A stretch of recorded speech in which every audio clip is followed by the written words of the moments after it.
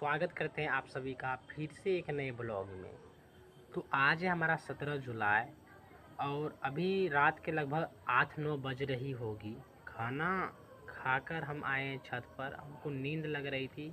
मैंने सोचा चलो छत पर कुछ टहल वहल लेते हैं, उसके बाद अपने हो सकता है पढ़ाई करेंगे, नहीं तो ज़्यादा नींद आएगी तो क्या करना पड़ेगा, विवश होकर सोना पड़ेगा। तो ये आए थे छत पर सो रहे थे, सो रहे थे मतलब टहल रहे थे। साथ में मोबाइल भी था। तो मैंने शायद अंतिम वीडियो अपने यूट्यूब पर 2 जुलाई तक ही डाला था। और जो जुलाई चैलेंज वाला बात है उसका हालत तो पूछिए ही नहीं। मतलब कि लगता है सब कुछ बर्बाद हो गया।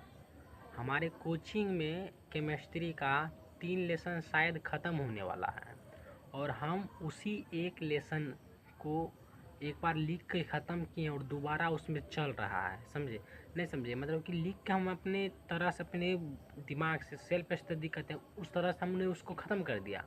बट हमको लगता है कि अगर 100 उसमें अंक दिया जाए पूरे लेसन में, तो उसमें से हमको अभी तक 55% ही समझ में आया और बाकी का 45% हमको लगता है कि उसमें अभी बाकी है। तो जिसको हम कवर करने के लिए यूट्यूब पर जो बहुत सारे लेक्चर है इस विषय का, मतलब इस विषय के इस लेसन का, वही हम एक लेक्चर पकड़े हैं और उसी के ज़रिए हम इसको तैयारी करने का काम कर रहे हैं। और ये काम अभी तक हमारा जारी है, उसको हम छोटा छोटा समय निकाल कर और वो हम तैयारी कर रहे हैं। और अभी भी आज हो गया 17, लगभग ये महीना पूरा हमको लगता है शायद नहीं ख़त्म होगा केमिस्ट्री का हमारा एक लेसन।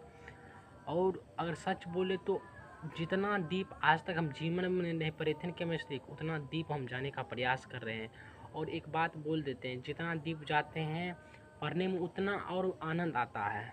कभी कभी मैं सोचता हूँ कि ये जो भारत का या बिहार का एजुकेशनल सिस्टम है बहुत ही ख़राब है।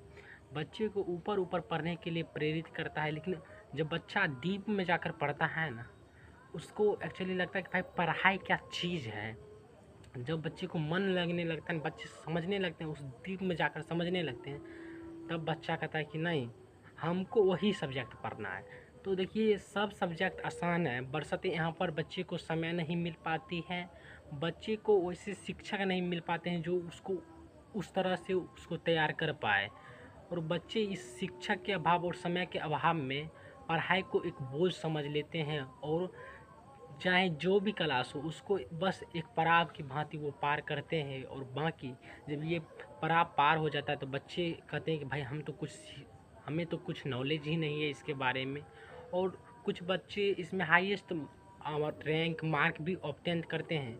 बट वो क्या जाता है, वो बच्चे जल्दी जल्दी में पढ़ते हैं, ऊपर ऊपर पढ़ते हैं, जो परीक्षा के लिए बोले तो लायक है उसी को पढ़ते हैं और उसी से अपना स्कोर क्या करते हैं प्राप्त करते हैं और हाई रैंक इतना इतना आन लेते हैं, मतलब कि प्राप्त कर लेते हैं। लेकिन उसी बच्चे से 1-2 साल के बाद उसी चीज़ को पूछेगा तो वो बच्चा उस चीज़ को उतना अच्छा से नहीं बता पाएगा, क्योंकि किसी चीज़ के पीछे कॉन्सेप्ट होता है। हाँ, कितने बच्चे पढ़ते हैं कॉन्सेप्ट, लेकिन जो सर का पढ़ाया हुआ कॉन्सेप्ट है वो, और उसी कॉन्सेप्ट को अगर आप कॉपी से या उस बुक से पढ़िएगा ना, तो आसमान और ज़मीन का फ़र्क होता है, समझे।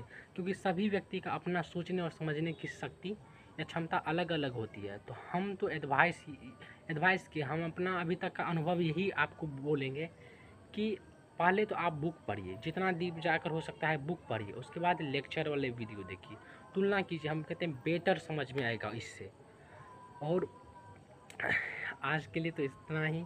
और जैसे जैसे हमको ये सब चीज़ का अनुभव होता रहेगा मैं आपको बताता रहूँगा। और एक्चुअली हम अभी हमारा ये हाथ बहुत ज़ोर से दर्द कर रहा है, 2-3 मिनट हो गया होगा, तो यहीं से बंद करते हैं, उसके बाद अगला दिन हम आपको बताने का प्रयास करेंगे। बाप रे बाप।